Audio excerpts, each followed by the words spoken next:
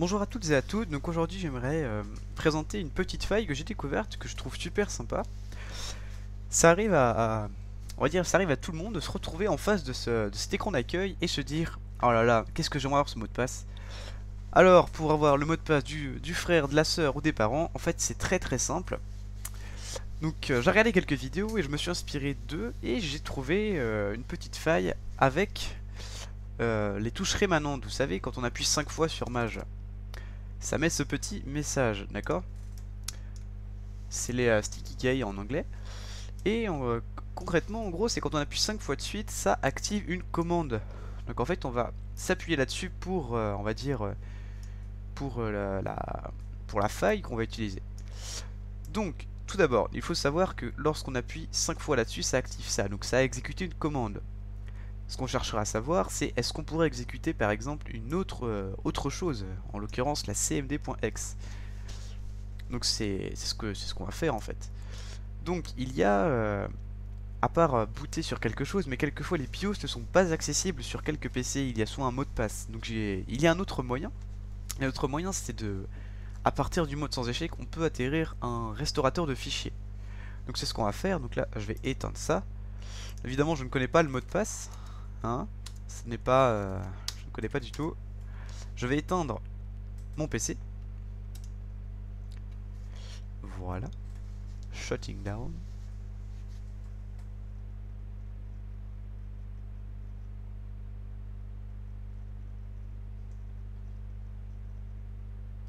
Personnellement, je suis sur une VMware, donc chez vous c'est exactement la même chose.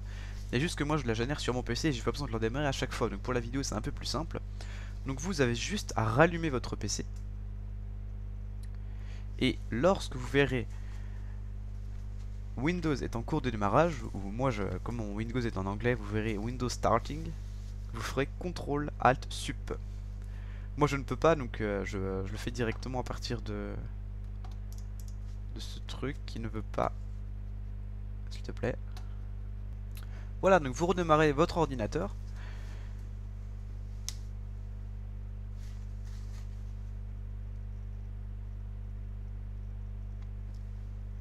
Voilà, donc normalement votre ordinateur devrait vous rediriger sur cette page. Donc à partir de là, vous devez faire Start Windows Normally. Pour vous ce sera démarrer Windows normalement, Entrée. Et là il faudra faire CTRL ALT SUP. Très bien. Et là à partir de... c'est maintenant que ça devient intéressant, c'est qu'en fait nous avons le Launch Startup Repair. Donc, vous ce sera réparateur de Windows Recommended. Je fais Entrée. Et là, il va générer les fichiers nécessaires pour poursuivre l'opération.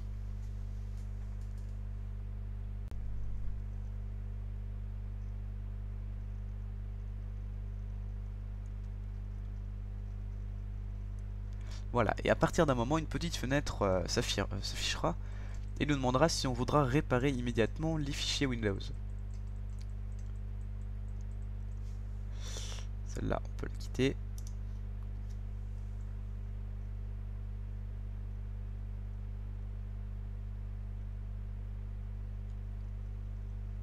Voilà. Do you want to restore your computer using System Restore? Là, vous faites annuler ou cancel pour moi. Et donc normalement après une dizaine de minutes, un petit message apparaîtra. Donc je fais une petite ellipse, à tout de suite. Et donc après avoir attendu une bonne dizaine de minutes, vous aurez ce petit message qui va arriver, c'est Startup Repair, ou en français ce sera réparateur du démarrage. Vous allez aller dans cette petite case, et tout en bas, vous allez remarquer dans notre Windows X, ce petit TXT. Donc nous allons l'ouvrir, et à partir de ça, en fait, nous avons accès carrément au disque, à toutes les ressources de l'ordinateur. Donc File Open. Nous allons pouvoir aller dans le disque C, dans Windows, Système 32. Et là, il va bien falloir faire attention de bien mettre visible tous les fichiers. Voilà, donc là, en fait, nous allons chercher les touches rémanentes qui s'appellent 7HC. Et nous allons en fait renommer la CMD qui sera administrateur par 7HC. Donc je vais tout d'abord chercher 7HC dans cette petite liste.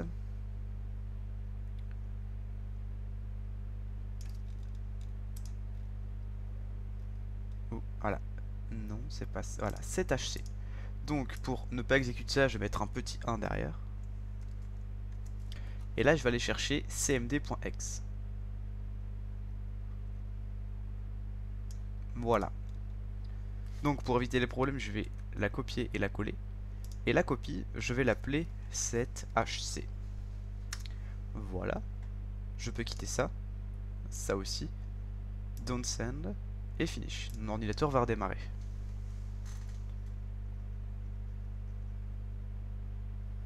Je suis sur une firmware, donc votre ordinateur redémarrera normalement tout seul. Voilà.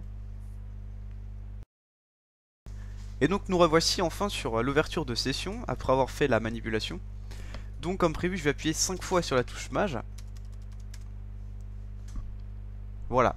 Ça c'est mon PC, donc c'est normal. Et voilà, donc nous avons une commande administrateur sur l'ouverture de session. Donc, alors notre priorité pour l'instant c'est de changer ce mot de passe. Et merde. Je le réactive une seconde fois. Donc, on peut faire trucs assez intéressants. Donc par exemple, je peux démarrer la barre Explorer qui va démarrer et mettre en cache l'application de session par derrière. Mais ce qui est bizarre, c'est qu'il n'y aura absolument aucun droit sur la barre Explorer. Nous serons administrés en tant que système.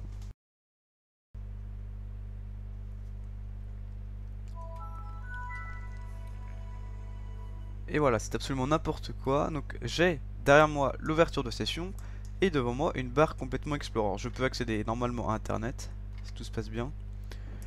Je peux explorer les programmes, tous les programmes qui existent sur l'ordinateur. En l'occurrence CMD, voilà. Je n'ai pas accès à ça, ça peut blesser un crash complet. C'est complètement impossible. Je suis logué en tant que système.